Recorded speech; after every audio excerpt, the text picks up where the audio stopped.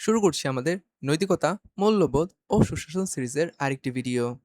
আজকের টপিক নৈতিক অবধারণ ও এর প্রকারভেদ। চলুন শুরু করা যাক।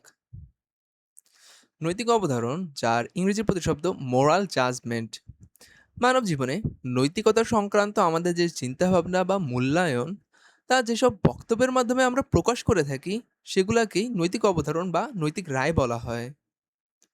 অনেকে একে মূল্যবোধক অবধারণ, ভ্যালু জাজমেন্ট কিংবা আদর্শমূলক অবধারণ, নরমেটিভ জাজমেন্ট হিসেবে অভিহিত করেন। দৈনন্দিন জীবনে আমরা প্রতিনিয়ত চুরি করা অন্যায় কিংবা মিথ্যা বলা খারাপ এ জাতীয় নৈতিক রায় ব্যবহার করে থাকি। এই নৈতিক অবধারণগুলোর সাথে মানুষের আবেগ ও অনুভূতির একটি গভীর সম্পর্ক রয়েছে, যা আমাদের ভালো কাজ করতে ভেতর থেকে অনুপ্রাণিত করে। যেমন আমরা যখন কোনো কাজকে ভালো বলে স্বীকার করি, তখন স্বাভাবিকভাবেই সেই কাজটি করার জন্য আমরা নিজেরাও উৎসাহিত বা উদ্যোগী হয়ে উঠি। নৈতিক অবধারণের প্রকারভেদ। নৈতিক অবধারণ দুই প্রকারের: এক, বাধ্যতামূলক নৈতিক অবধারণ; দুই, মূল্যবোধক নৈতিক অবধারণ।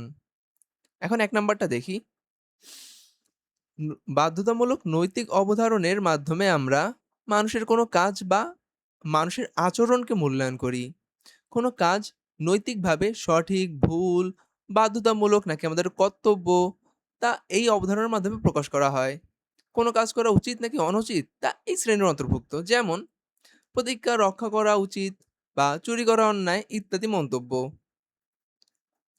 মূল্যবোধক নৈতিক অবধারণের ক্ষেত্রে আমরা মানুষের কাজ নিয়ে কথা বলি না, বরং সরাসরি ব্যক্তি ও তার প্রেষণা, অভিপ্রায় ইত্যাদি নিয়ে কথা বলি। এই ক্ষেত্রে আমরা ভালো-মন্দ, সৎ অসৎ, দায়িত্বশীল, নিন্দনীয় এই ধরনের শব্দগুলা ব্যবহার করে থাকি। যেমন কাউকে ঘৃণা করা মন্দ কাজ, ভালো মানুষ অন্যের কুৎসা গায় না ইত্যাদি।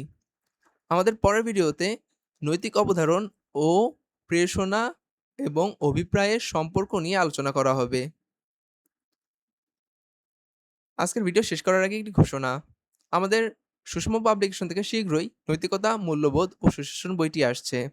আমরা ভিডিওগুলোতে মূলত বিভিন্ন টপিকের উপর গুরুত্বপূর্ণ অংশটুকুই তুলে ধরি, কিন্তু বইতে আরো বিস্তারিত পাবেন। আজকের ভিডিও এখানেই শেষ হচ্ছে। ধন্যবাদ।